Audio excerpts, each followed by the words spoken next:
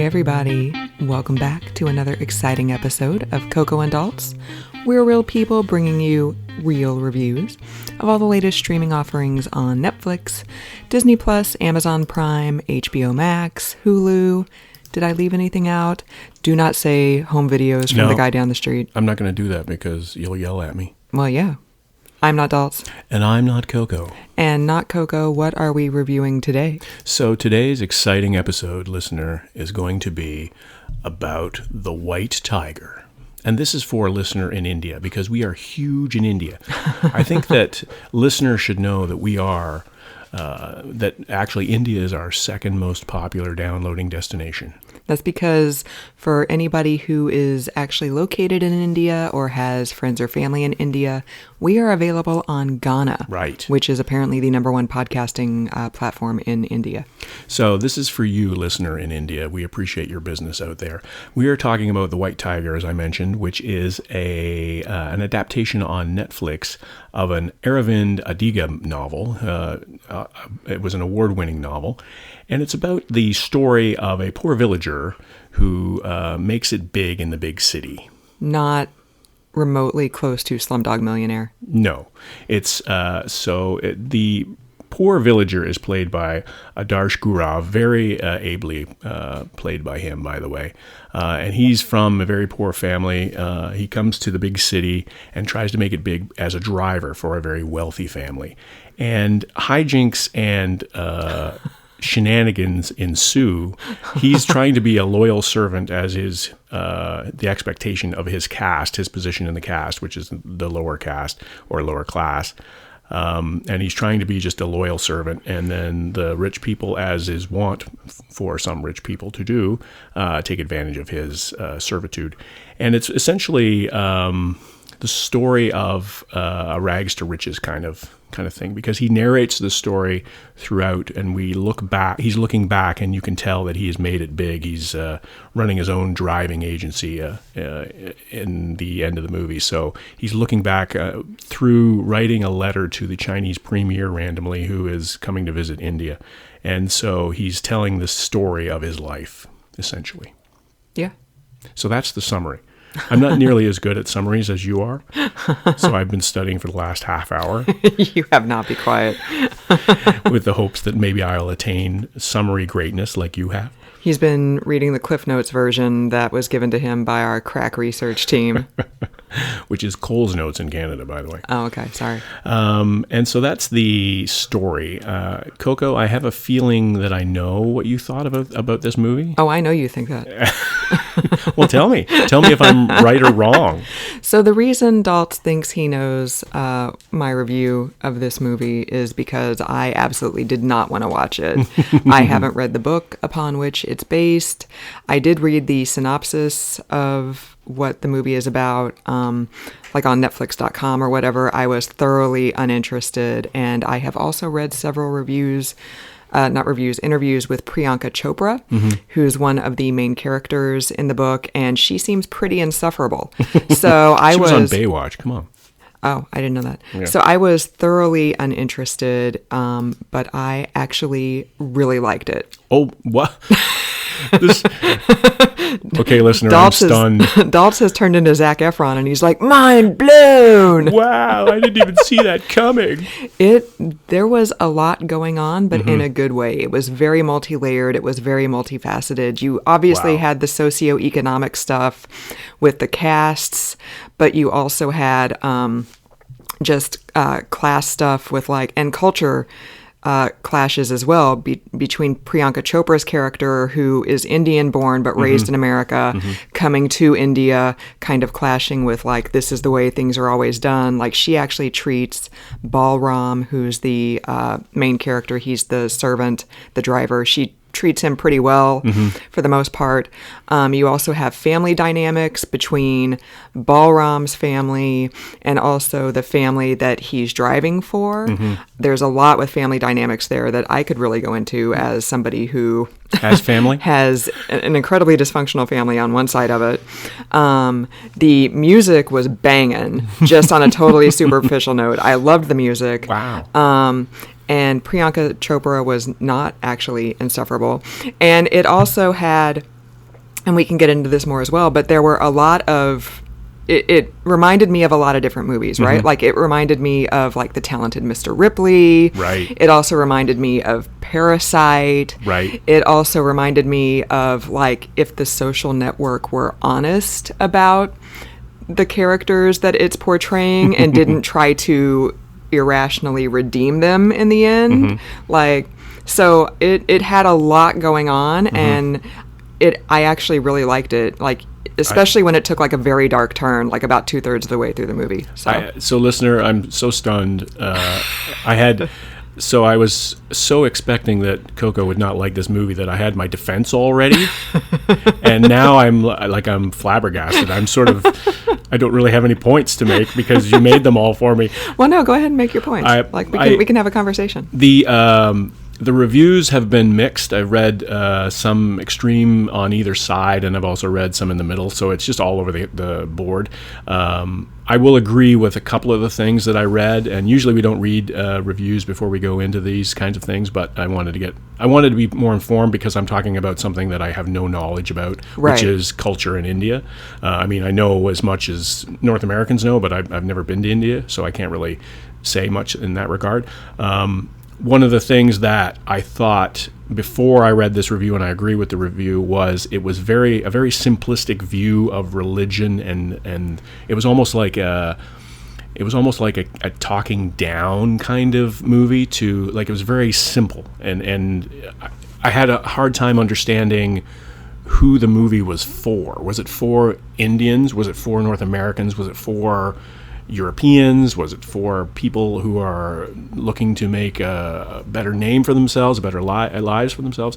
So that confused me a little bit, but overall, like, I thought it was a great movie. I thought it was fantastic. I thought the drama was amazing. I thought the acting was amazing. I thought the characters felt real. Mm-hmm. The character Balram Halwai, who was the main character in the movie, the torture that he goes through inside is palpable. There's one scene where he goes outside after he's been betrayed by the family, and he just goes and hides in the bushes amongst all these condos around him in the rich areas of Delhi, and it was fantastic. I mean, it was really gripping, and it was really emotional, and it was believable. Like, I have never been to India, like I said, but there was so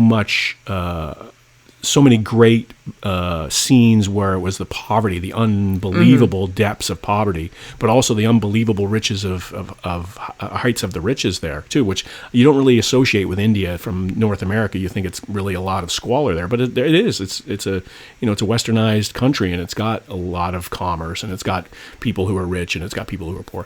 So it was fantastic. I love these kinds of movies that we've been watching. A lot of these movies that have taken place in other countries, and they've been mainly crime movies, and this was not a crime movie that took place in another, and it gave me a really good perspective, I think, of another country. There was crime in it, though. It's not a crime but movie. It's not a movie about crime. It's not a crime thriller, I wouldn't say. I mean, there's definitely crime in it, and there are nefarious goings on and ne'er-do-wells involved, but it's mainly, this is a story about a guy going rags to riches, and I thought it was really great. I really enjoyed it. I agree with you about the music, and even things on that kind of level. Everything just really felt good.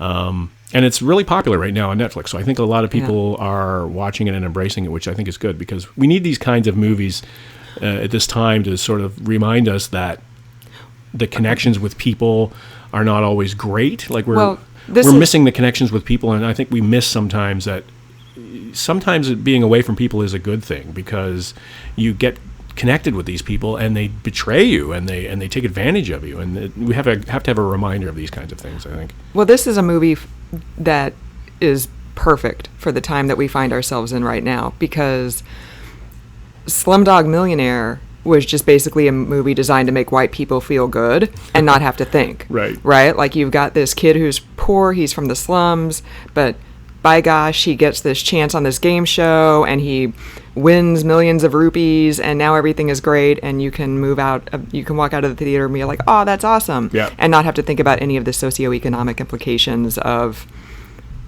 the caste system and the slums in India.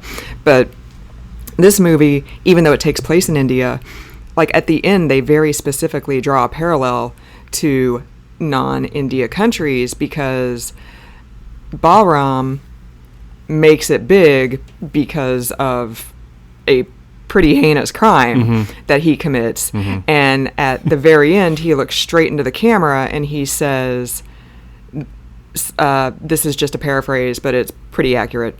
The only way for poor people to lift themselves out of squalor is through crime or politics. Right. Is it that way in your country too? And I'm like, yeah, that's exactly the way it is in America. Right. Like the myth of bootstraps in America is exactly a myth designed to keep the 99% thinking that they just need to work harder or try harder or get a lucky break, and then they'll be like Jeff Bezos, instead of wondering, hey, why does the 1%, like why did Jeff Bezos make $13 billion in one day during a pandemic when I can't even get $600 from the government, you know, for like 8 months, and I can't afford to pay my rent or feed my kids or whatever. So this is exactly the movie for the times that we're in right now. And when I said that it's like an honest social network, like they didn't try to sugarcoat Balram and what he did. Right. Like you understand why he did what he did and why he felt that was the only way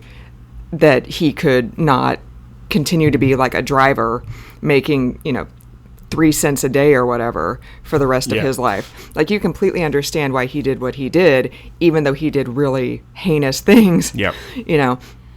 But in the social network, like you watch Mark Zuckerberg now, and granted there's a lot of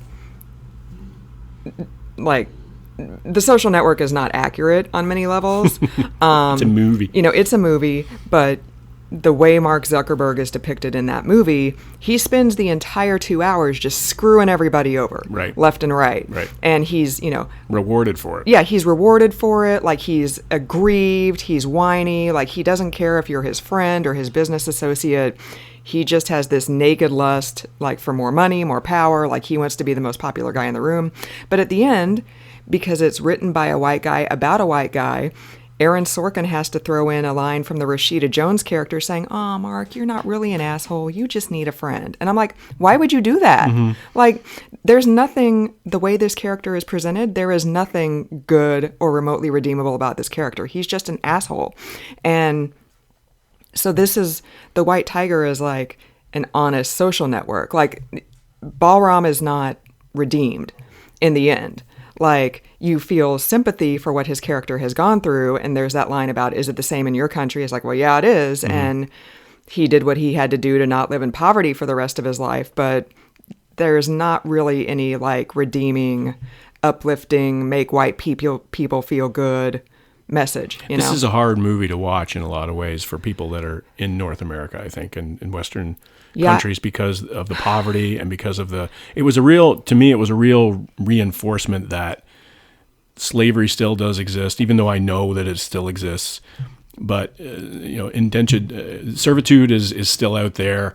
There's all sorts of ways that people are underappreciated and underemployed and abused and everything like that. And I knew that stuff, but watching a movie like this reinforces that and brings it back to, it personalizes it when you see a character like this guy going through what he went through. And did you say that the review that you read, I did read one just very quick blurb that said this is like pretty much the most accurate depiction of the caste system in India, like ever, like written or put on film or whatever. So yeah, and some of the reviews I've read, I'd be interested to read more reviews in terms of what the Delhi Times thinks of it. Something that's more local to the culture. The Bangalore Gazette, right? So like what Forbes thinks about it and what Rolling Stone thinks about it is, well, this is not. They're writing from a North American perspective, and right.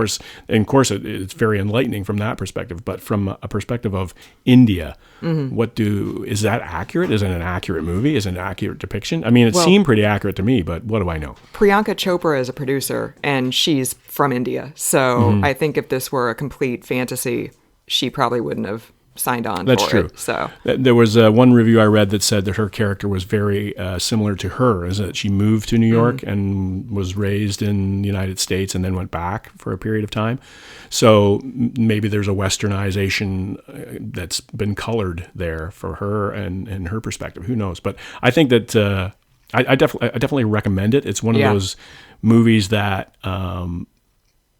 the Sound of Metal that we watched and that I really enjoyed. It's one of those different kind of movies that it's not formulaic and it doesn't fit really into any kind of category, which is great because there's so many formulaic movies out there right now, especially on Netflix with the Extraction and all these, blow 'em up movies. That this is a different kind of movie, and you've got to commit to it, and you've got to realize that you're not going to be able to go and get some popcorn and come back. And there's subtitles. I mean, it's not an easy watch for casual listeners. That was a cool thing too. Like they kind of flipped back and forth between English and what's the language in India? I'm not sure. Whatever the language is. I'm so sorry. I don't know that. But yeah, that was like even some sentences. They would be like, "Hey, how's it going?" And then they would like switch to a different language. Which felt authentic to me. Yeah, that's probably totally. what they do. The drivers are all standing around making fun of each other, and they're probably giving each other crap in English and in their native language, and that's just the way it works. I mean, that's why drivers around the world are apparently universal in their abuse for one another. You know what? I take it back. Maybe there was a bit of a redemption moment. So when Balram did what he did in order to ensure that he would not be a servant for the rest of his life, before he did that, his family had sent his nephew to live with him so he could teach his nephew how to be a driver so his nephew might make some good money as well. And when he left that night, he gave the nephew some money and said, "If I'm not back by the morning, you need to run," because he knew that his family would be killed after he did what he did. But then he's at the train station leaving Delhi for Bangalore, and he had like an attack of conscience, and he went back and he got his nephew and he took his nephew to Bangalore with him. So I guess that's a bit of a redemption moment, but it's not the specific, "Oh, Mark, you're not really an a-hole," like laying it out on the line for us, like, whatever. So yeah, and what I liked about this movie too was the complication of the characters. So that you sort of implied that with what you just said, but like the son Ashok, who's played by Rajkumar Rao, very ably played by him. He's a complicated guy too, because he's from India, went to the States to get an education, then came back. He's got a very American accent, and you want to like him because he's like, don't hit the driver. What are you doing? Treat him like a human being. He's trying to be Western about it, but at the same time, he's still in that system. He's still raised within that system, and he's complicated. And there's some betrayal there in the story that he exacts that is heartbreaking in some ways. And to me, that was just like the lead character. Is not everybody's cut and dry. Not everybody is good and bad. I mean, we have our good moments and we have our bad moments, and that's what human life is. And that's what you're faced with certain things, and you make decisions at the time, and the best decision you hopefully at the time. So that was part of this appeal to me too. No matter where the setting was for this movie, is that the characters were complicated and real and felt really authentic to me. Yeah, totally. I enjoyed it. So what's your rate? What's your grade, I should say? I would give it like a B+.